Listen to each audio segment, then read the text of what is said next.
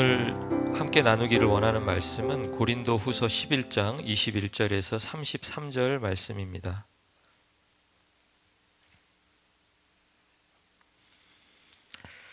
고린도후서 11장 21절에서 33절 말씀 찾으셨으면 우리 한 목소리로 같이 읽겠습니다.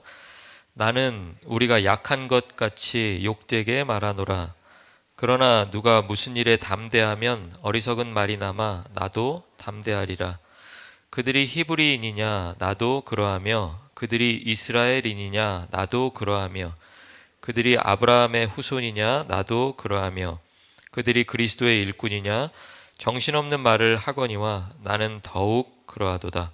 내가 수고를 넘치도록 하고 옥에 갇히기도 더 많이 하고 매도 수없이 맞고 여러 번 죽을 뻔하였으니 유대인들에게 40에서 하나 감한 매를 5번 맞았으며 3번 태장으로 맞고 1번 돌로 맞고 3번 파선하고 일주야를 깊은 바다에서 지냈으며 여러 번 여행하면서 강의 위험과 강도의 위험과 동족의 위험과 이방인의 위험과 시내의 위험과 광야의 위험과 바다의 위험과 거짓 형제 중에 위험을 당하고 또 수고하며 애쓰고 여러 번 자지 못하고 줄이며 목마르고 여러 번 굶고 춥고 헐벗었노라.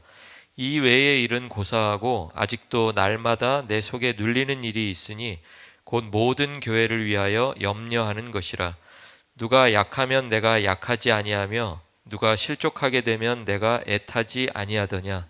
내가 부득불 자랑할진대 내가 약한 것을 자랑하리라. 주 예수의 아버지 영원히 찬송할 하나님이 내가 거짓말 아니하는 것을 아시느니라.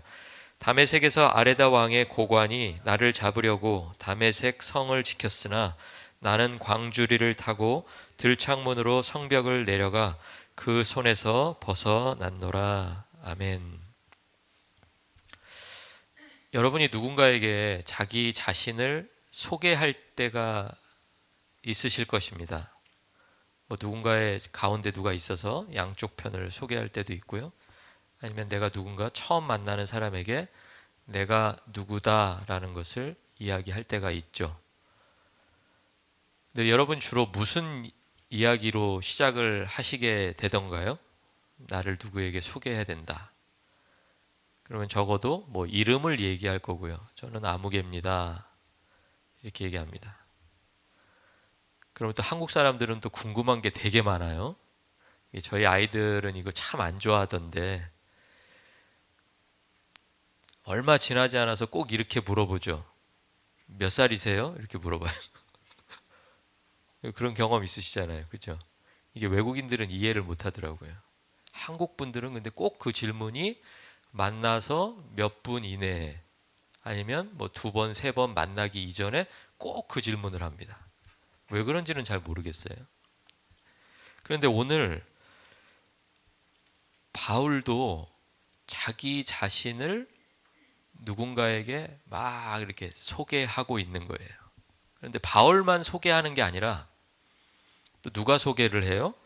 고린도 교회에 들어와 있는 거짓 사도들, 바울의 말을 빌리자면 속이는 일꾼들 역시 자기 자신을 막 소개를 해요. 누구에게? 누구에게? 누구에게 소개를 해요? 이게 중요해요. 거짓 사도들, 속이는 일꾼들이 바울에게 소개를 하는 게 아니고요. 누구에게? 고린도 교인들에게. 예. 혹시 오늘 설교할 때 뭘 좀 쓸 게 있을까 이렇게 펜을 잡으시고 기다리신 분 이거 꼭 써놓으세요. 고린도 교인에게 자기를 소개하는 거예요. 왜? 왜? 소개하는데 이유가 있잖아요. 소개를 하면 이제 내가 누군지 알게 될 거 아니에요, 상대방이? 알게 되면 뭐가 좋은데요? 알게 되면 뭐가 좋아요?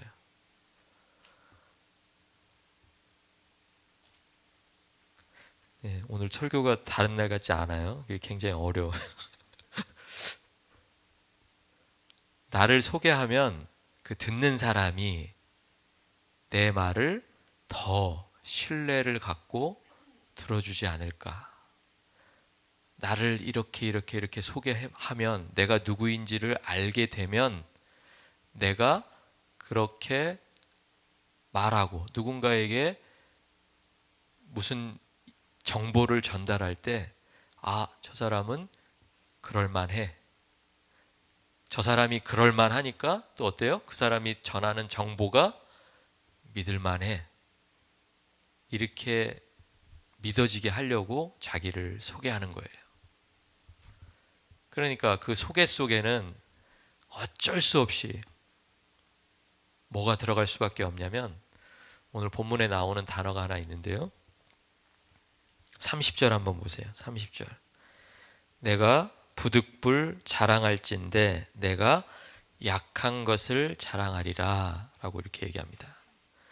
그러니까 내가 누군가에게 내가 어떤 사람이라는 걸 소개하다 보면 그냥 있는 그대로 나를 소개하는 것 같지만 점점 횟수를 거듭하면 거듭할수록 뭐가 거기에 끼어들 수밖에 없다고요? 자랑이 끼어들 수밖에 없다는 거예요. 자랑. 여러분 뭘 자랑하시고 싶으세요? 무슨 자랑? 고린도 교회에 지금 침투해온 거짓 사도들, 속이는 일꾼들, 그리고 사도 바울 사이에 지금 묘하게 공통점이 한 가지가 있는데, 내용은 다를지 모르지만 바울도 자랑을 하고 있고 거짓 사도들도 자랑을 하고 있다는 거예요. 이유 아까 말씀드렸죠? 그렇게 자랑을 해야 어떤 일이 벌어져요? 나 자신에 대해서 신뢰하고 내가 말하는 그 이야기들, 그 말씀들을 신뢰하면서 받아들이게 될 거니까, 그래서 자랑을 한다는 거예요. 여러분 어느 직장에 들어갈 때 여러분 어플리케이션을 쓸 때요, 그 뒤에 보면 뭐가 꼭 붙어요? 뭐가 붙어요? 자기소개, 뭐 영어로는 그 레주메라 그러죠? 그게 붙잖아요. 근데 거기에다가 여러분이 쓸 내용을 쓴다고 생각해 보세요. 그럼 내가 거기다가 쓰고 싶지 않은 내용도 있겠죠. 쓰고 싶은 내용도 있을 거고요. 근데 어떤 내용을 쓸 것 같으세요? 어떤 내용? 나를 돋보이게 하는 그런 내용. 그죠? 써서 이거는 영양가가 없다. 그러면 살짝 빼요. 아, 이건 꼭 알려야 돼. 이걸 알려야 내가 이 직장에 들어갈 수 있어. 이런 내용들로 거기를 가득 채우잖아요. 그러니까 지금 그런 이야기를 하고 있는 거예요. 고린도 교회 교인들이라고 하는 대상을 앞에 두고 한쪽에서는 바울이, 그리고 한쪽에서는 거짓 사도들이 지금 자기 그 레주메에다가 한 줄 한 줄을 지금 써내려가고 있단 말이에요. 왜? 이 사람들의 마음을 얻어야 되니까. 이 사람들이 내 말을, 내가 무슨 말을 하든지 그것을 진실이라고 생각하고 믿을 만한 이야기라고 생각하면서 들어주기를 원하니까 거기에 한 줄 한 줄을 이렇게 써 나간다는 거예요. 거짓 사도들이 채우고 있는 내용은 이런 거예요. 자신들의 혈통.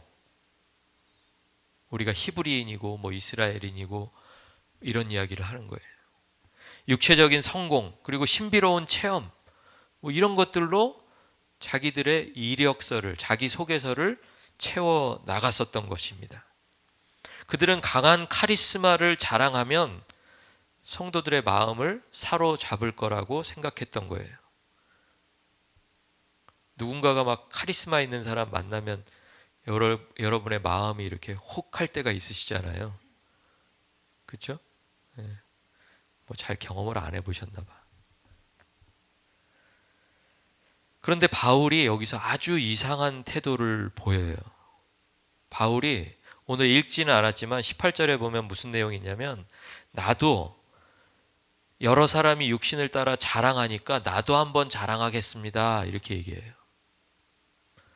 거짓 사도들이 자랑하니까 나도 한번 자랑하겠다라고 말하면서 자랑을 시작하는데, 그 자랑의 내용이 우리가 기대하던 그런 무슨 카리스마가 있는 이야기, 성공 스토리 이런 게 아니라라는 거예요.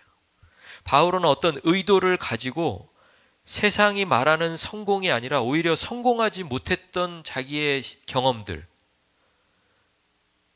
한마디로 요약해 놓으면 그냥 이건 실패네 라고 이야기하는 그 내용을 자랑의 목록에다가 지금 계속 쓰고 있다라는 거예요. 그러니까 만약에 이런 자기소개서를 상대방이 받아본다면 이 사람 고용될 수 있겠어요? 없겠어요?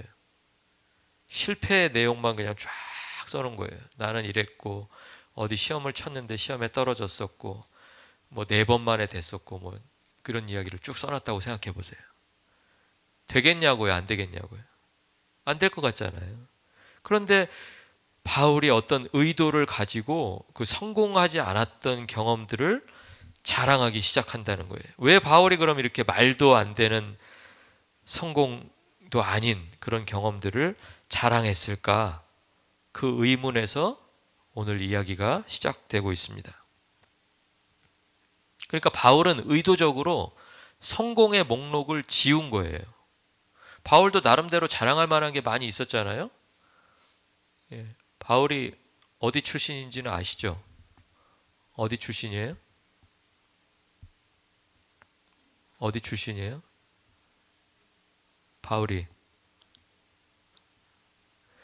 이 입모양으로는 도저히 알 수가 없는데 바울이 자기 고향이 어디예요? 고향이 예루살렘이 아니에요. 어디? 로마요? 로마는 아니고 로마는 이제 나중에 죽으러 간 데가 로마고요. 예. 디아스포라 유대인이었잖아요. 그죠? 다소라는 곳에서. 그죠? 다소. 그런데 그 디아스포라 유대인이 12살이 되면서 예루살렘으로 유학을 온 거예요. 뭘 배우려고?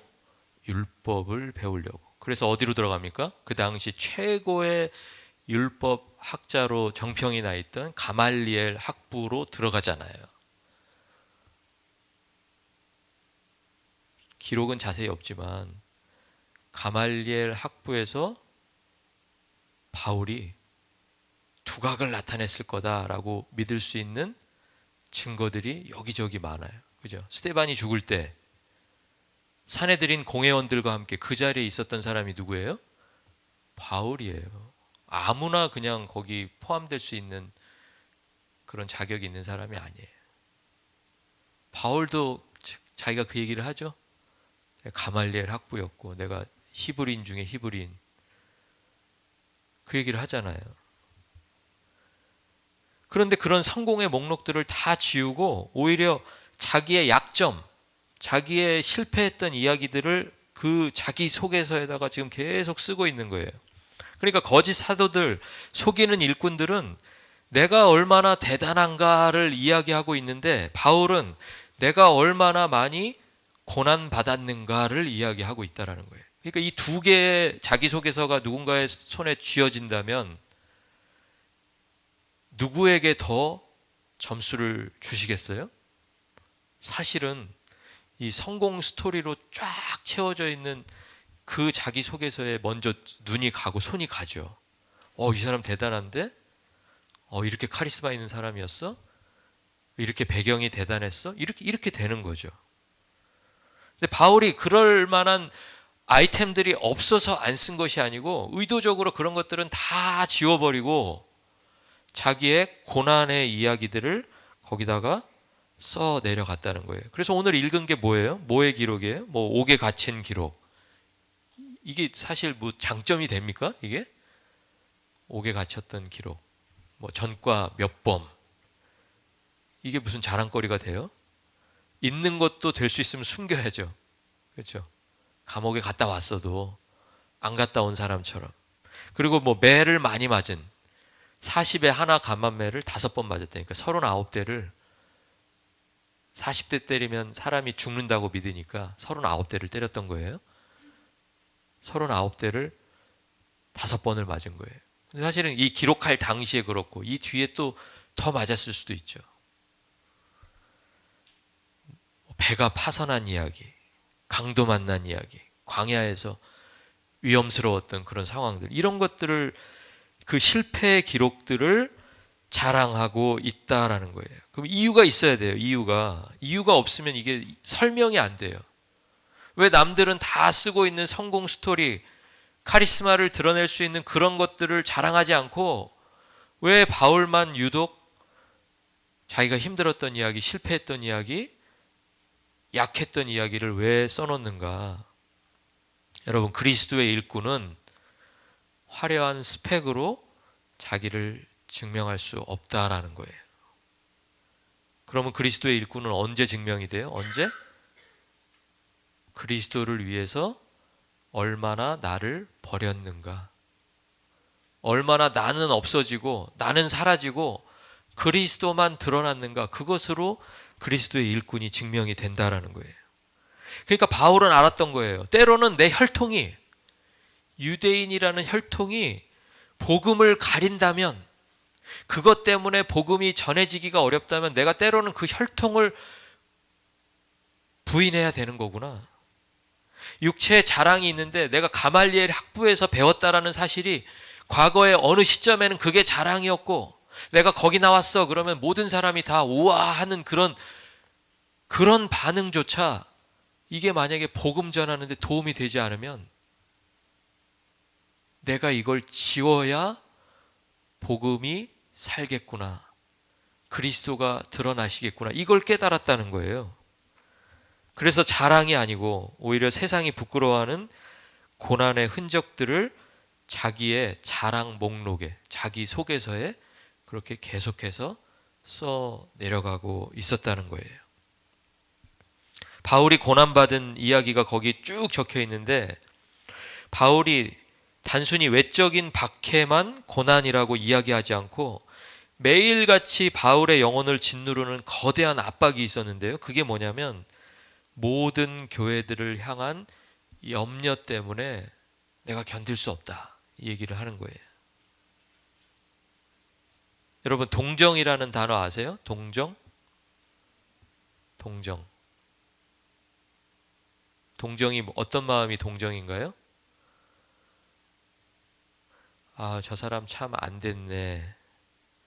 무슨 일을 겪었다니까 저 사람 참 힘들겠네. 이게 동정이에요. 동정과 좀 비슷하지만 거기에서 더 나아가는 단어가 하나 있는데요. 그게 뭐냐면 공감이라는 단어입니다. 공감은 뭐냐면 저 사람의 아픔이 내 아픔이 되는 거예요. 동정은 뭐라고요? 저 사람의 형편을 내가 그냥 헤아리는 거예요. 아, 저 사람 참 힘들겠다. 지금 힘든 시간 보내고 있겠다. 그런데 공감은요? 저 사람이 힘든 시간에 누구도 힘들어요? 나도 힘들어요. 나도. 그런데 바울이 지금 그 얘기를 하고 있는 거예요. 내 영혼을 짓누르는 거대한 압박이 왜 힘드냐면, 강도 만나서 힘든 게 아니고, 배가 파선해서 힘든 게 아니고, 몇 날 며칠을 못 먹어서 힘든 게 아니고, 모든 교회들을 향한 염려 때문에 내가 힘들다. 아이고, 저 교회가 지금 힘들겠네. 그 정도가 아니라 힘들다는 얘기를 들으면 내가 같이 막 힘들어지는 거예요. 내 마음이 같이 움직이는 거예요. 공감이 되는 거예요. 그런데 그리스도의 일꾼들에게 필요한 능력이 뭐냐면, 남을 불쌍히 여기는 동정에서 끝나면 안 되고 그 상대방의 아픔 속에 같이 머무르는 공감이 있어야 된다는 거예요. 근데 바울에게는 이 공감이 있었던 것 같아요. 그러니까 이 공감 능력이 있어서 와 좋다가 아니라, 대부분의 시간 힘든 이유가 뭐예요? 이 공감 능력 때문에. 만약에 공감이 안 됐더라면, 내가 그냥 한번 듣고 그 사람 힘들겠다 하고 또 나의 일에 집중하고 내 시간을 보내고 했을 바울인데, 그렇게 하지를 못했다라는 거예요. 공감이 되니까. 그 사람의 문제가 해결될 때까지는 나도 이 문제를 못 놓는 거예요. 여러분, 자녀들 생각해 보시면 이게 쉽게 이해가 되시잖아요? 여러분은 자녀들이 어려움을 겪을 때 여러분은 동정하게 되시던가요? 자녀를 동정하는 부모는 한 사람도 없습니다. 자녀들은 그냥 부모들은요, 하지 말라고 해도 뭐가 돼요? 뭐가 돼? 공감이 돼버려요. 와, 공감되니까 좋겠다가 아니에요. 공감돼서 힘든 거예요. 공감이 아니고 그냥 동정이면, 아유, 너 힘들지? 아이고, 얼마나 힘들까? 내가 뭐 좀 도와줄까? 이러면 되는데, 그게 그냥 밤낮으로 생각이 나거든요. 공감인 거예요. 근데 이 사도 바울에게 그 공감의 능력이 있었고, 그 공감의 능력이야말로 이 사람이 그리스도의 일꾼이다 라는 사실을 증명해 주었다라는 거예요.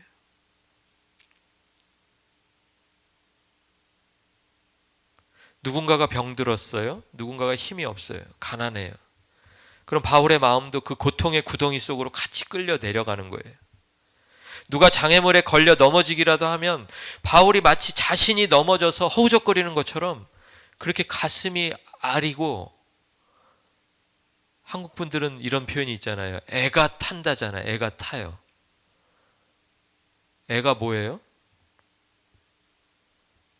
애가 애기가 아니에요. 애가 뭐냐면 창자예요. 창자. 어느 부분인지 모르겠는데 이 창자가 타버릴 정도로, 창자가 끊어질 정도로. 언제? 내가 공감하는 그 교회가, 하나님의 사랑하는 자녀가 아픔을 겪고 고통 중에 있으면 내 애가 끊어진다는 거예요. 이 공감 때문에 바울이 오늘 설교의 제목처럼 어리석은 자가 되어서, 어리석은 자가 되는 것을 감수하면서 자신의 강점들을 다 지우고 자신의 카리스마들을 다 지우고 거기에다가 내가 이렇게 약합니다. 내가 이 약한 것을 자랑합니다. 이것 때문에 내가 그리스도의 일꾼이 되었습니다. 라고 거기에 그 내용들을 적어 놨다는 것이죠. 바울은 말합니다. 나에게 약함이 있었기 때문에 내가 약한 자를 공감할 수 있고, 나에게 그 약함을 경험할 수 있었던 시간이 있었기 때문에 약한 자의 곁에 온전히 내가 서 있을 수 있었다라고 말하는 것입니다. 여러분, 오늘 성경 본문이 말하는 게 그거예요. 약함 속에서 그리스도의 일꾼들이 온전해진다라는 거예요. 바울의 자랑을 요약하면 이런 말이에요. 저는 약점이 너무 많아요. 이 얘기죠? 약점이 너무 많아요. 무슨 사역을 하려고 하는데, 그리스도의 일꾼으로서 일하려고 하는데 많은 사람들이 어떻게 생각하냐면 내 약점이 많아서 이 약점이 뭐 하나님의 영광 가리울까 봐 이런 소리를 해요. 그거 다 틀린 얘기예요. 내가 약점이 많으면 많을수록, 그 약점을 자랑하면 자랑할수록 그 약점에도 불구하고 일하시는 하나님의 영광이 온전히 드러나게 될 줄로 믿습니다. 내 약점이 가려지는 순간 우리는 또 뭐 하게 될까요? 이제 내 장점을 막 자랑하고 싶은 마음이 스물스물 나오는 거예요. 아무리 내가 자랑의 목록을 막 늘어놓고 해봐야 복음이 전해지지 않으면 그게 무슨 소용이에요. 저분 진짜 대단하다. 저분 신앙생활하는 거 보면 정말 대단해. 자기 입으로도 막 자기가 얘기하잖아요. 10에 2조를 한다고 그러고 10에 5조를 한다고 그러고. 그거 자랑 아니에요. 그걸 또 자기 입으로 얘기하기 뭐하니까 옆 사람한테 가르쳐줘요? 그래가지고 그 사람한테 왜 가르쳐줄까요? 얘기 좀 해달라고, 누구한테. 그래서 꼭 그런 얘기는 본인 입으로 안 나와요. 그 옆에 있는 사람이. 저분은 진짜 대단해. 이래. 여러분, 그거 자랑해가지고 복음이 들어가겠어요? 오늘부터 우리가 방법을 바꿔보자고요. 어떻게? 바울이 했던 것처럼 우리의 약점을 그 목록에다 채우고, 내가 장점이라고 생각했던 거 하나씩 지워가면서, 바울이 고백한 것처럼 저는 약점이 아주 많은 사람입니다. 몸에도 약점이 많고 마음도 많고 심지어는 도덕적으로도 약한 그런 사람입니다. 이게 단순히 겸손이 아니라요, 그리스도의 일꾼이 오직 자신의 약함 속에서 그리스도의 은혜로 온전해진다라는 걸 깨달았던 거예요. 그러니까 나는 약하지만 그리스도가 강하면 우린 그걸로 됐잖아요. 꼭 내가 강해야 돼요? 내가 강해져야 되는 그 욕심을 못 버리시겠어요? 그게 버려져야 된다는 거예요. 뭘 위해서? 그리스도와 그리스도의 복음을 위해서. 그리스도가 온전히 드러나는 방법은 내가 완벽해지고 내가 완전해지고 내가 강해지고 내가 카리스마를 가져서 드러나는 그런 그리스도가 아니라, 일꾼들은 약해지는데, 일꾼들은 참 무익한 종들 같은데, 무능한 종들 같은데, 그 종들을 사용하시는 그 주인의 능력이 종들이 약할 때 더 잘 드러난다는 거예요. 더 완벽하게 드러난다는 거예요. 자신이 강하다고 믿는 사람은 그 강함을 의지하겠죠. 자기의 능력을 의지하고 자기의 능력을 자랑합니다. 그런데 자신을 돌아봤을 때 무능함이 느껴지고 연약함이 느껴지는 사람은 어떻게 될까요? 하나님의 은혜만을 붙들게 될 줄로 믿습니다. 그리고 여러분 자신을 한번 보세요. 혹시 제가 모르는 여러분의 카리스마가 있다면 알려주세요. 강함이 있다면 알려주세요. 그런데 여러분, 그 강함과 카리스마가 여러분의 소개하는 한 줄이 되게 하지 마시고,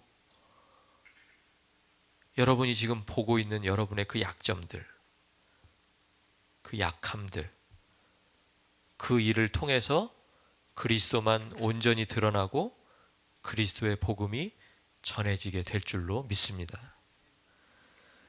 오늘 우리는 무엇을 자랑하고 있습니까? 혹시 남들에게 보여줄 화려함이 나에게는 없어서 그것 때문에 속상하고 낙심했던 적이 있으신가요? 그러나 바울은 오늘 우리에게 말씀으로 도전합니다.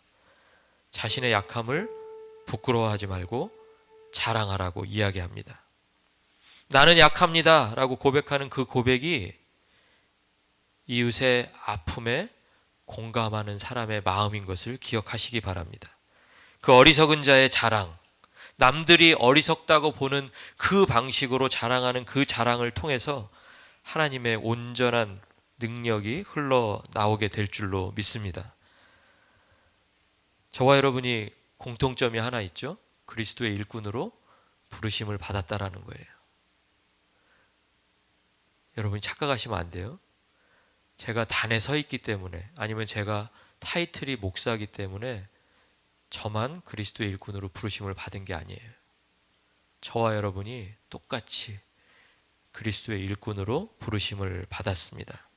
그렇다면 우리가 어떠한 방법으로 우리를 소개하고 우리를 자랑할 것인가, 그것을 생각하실 때마다 바울이 했던 이 어리석은 방법으로, 어리석은 자의 자랑으로 여러분을 자랑하시기 바랍니다. 그때 비로소 진짜 저와 여러분이 그리스도의 종 될 줄로 믿습니다. 기도하겠습니다.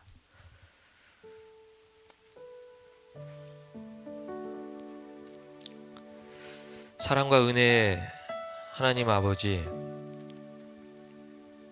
오늘 우리는 사도 바울의 어리석어 보이는 자랑을 통해서 참된 그리스도의 일꾼들이 걸어가야 할 길을 만나게 되었습니다. 세상은 자신이 얼마나 강한지, 또 몇 번이나 성공했는지 그것을 알리기 위해서 애를 씁니다. 그러나 바울은 오히려 자신의 부끄러웠던 고난, 또 연약함, 실패의 경험들을 자랑으로 꺼내 놓았습니다. 우리가 말씀을 통해서 깨닫는 것은 바울이 그토록 자신의 약함을 자랑했던 이유, 그리스도의 능력이 오직 약함 속에서 온전해졌던 그 십자가의 비밀을 깨달았기 때문인 것을 압니다. 우리가 믿는 예수 그리스도께서 가장 연약한 모습으로 이 땅에 오셔서 어리석고 무능력한 십자가 위에서 물과 피를 쏟으셨습니다. 세상 사람들의 눈에는 그 십자가가 패배로 보이고 수치로 보였겠지만 그 십자가의 약함이 죽음을 이기는 하나님의 부활의 능력으로 드러나셨던 것을 우리가 기억합니다. 그리스도의 고난을 통해서 우리의 구원이 완성되었음을 믿음으로 고백합니다. 부르심을 받은 부르신 교회에게도 바울과 같은 공감의 능력을 허락하여 주시기를 구합니다. 동정하는 데에서 그치지 않고 그 사람의 아픔의 자리에 함께하고 그 사람의 아픔이 온전히 회복되고 치유될 때까지 그곳에서 함께 견디는 공감의 능력을 허락하여 주시옵소서. 내 이웃의 가난과 질병과 실족함이 이제는 그들의 아픔이 아니라 나의 아픔이 되게 하시고 그들과 함께 울게 하시고 낮은 곳에 임하시고 역사하시는 주님의 일하시는 손길을 보게 하여 주시옵소서. 우리의 몸과 마음 그리고 도덕적인 연약함까지도 주님 앞에 정직하게 내려놓습니다. 나는 약합니다. 나는 약점이 많습니다. 라고 고백하는 우리의 심령을 긍휼히 여겨 주시옵소서. 우리의 약함이 주님의 능력이 나타나는 거룩한 통로가 되게 하셔서 그리스도의 일꾼으로서의 부르심을 끝까지 잘 감당하게 하여 주시옵소서. 십자가의 승리자이신 예수 그리스도 이름으로 기도드립니다. 아멘. 이제는 우리 주 예수 그리스도의 은혜와 하나님 아버지의 크신 사랑과 성령 하나님의 교통 역사하심이 우리는 오늘부터 어리석은 자의 자랑을 자랑하기로 다짐하고 내 성공의 목록을 하나하나 지워가면서 실패 속에 역사하시는 하나님, 연약함과 부족함 가운데 더 충만하게 역사하시는 하나님만 자랑하기로 다짐하며 살아가는 부르신 교회와 교회에 속한 가정들과 가정의 모든 자녀들 위에 이제부터 영원토록 함께 계실지어다.